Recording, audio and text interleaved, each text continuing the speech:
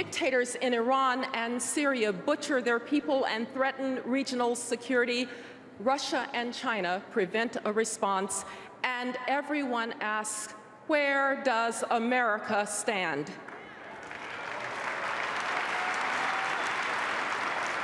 Indeed, that is the question of the hour. Where does America stand?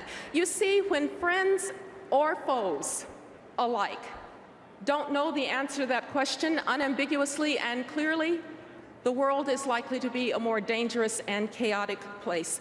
I know, too, that there is a weariness. I know that it feels as if we have carried these burdens long enough. But we can only know that there is no choice, because one of two things will happen if we don't lead. Either no one will lead and there will be chaos, or someone will fill the vacuum who does not share our values. My fellow Americans, we do not have a choice. We cannot be reluctant to lead, and you cannot lead from behind. In other times, when other courageous people fought for their freedom against sworn enemies of the United States, American presidents, both Republicans and Democrats, have acted to help them prevail. Sadly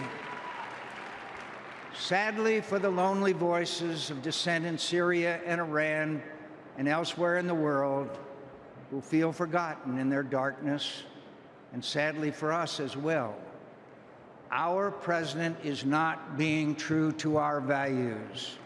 People don't want less of America. They want more. All right, Tom, we heard from obviously the candidate 4 years ago, and Condi Rice, more activist America. Talk about Syria and India right now.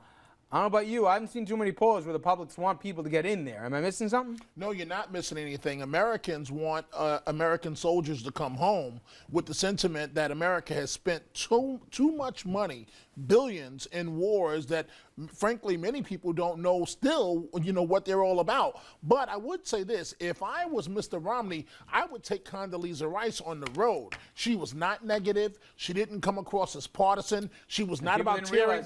Her prompter went out on her. And I didn't know that. Us, the prompter went out, and she did that all off the cuff. Good for her. But I don't think if they took her on the road, it's a popular idea. More Syria, more Iran, more U.S. troops in harm's way. All right. Now, the second issue we've heard about, and we're going to hear him tonight. In fact, in the coming hour in Tampa will be Jeb Bush, former Florida governor, and a lot of people thought probably the best Bush that would have been equipped of the sons for the presidency. Anyway, he said the following this week, quote, "The future of our party," the Republican Party obviously, "is to reach out consistently to have a tone that is open and hospitable to people who share values. The conservative cause would be the governing philosophy as far as the eye can see if we just stop acting stupid." His words.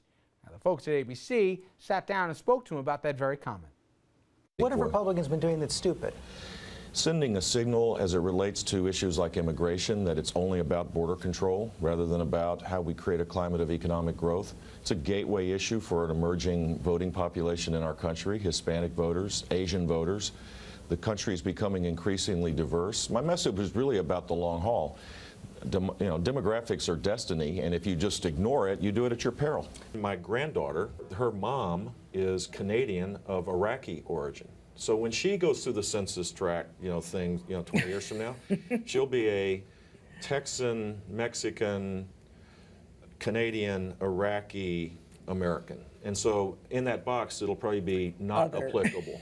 And that's the America that we should aspire to. I happen to agree with him, Don, but that's not the message that I've been hearing from Tampa. Don't you think they'd be well advised here to listen to him? That's the dilemma Republicans find themselves in.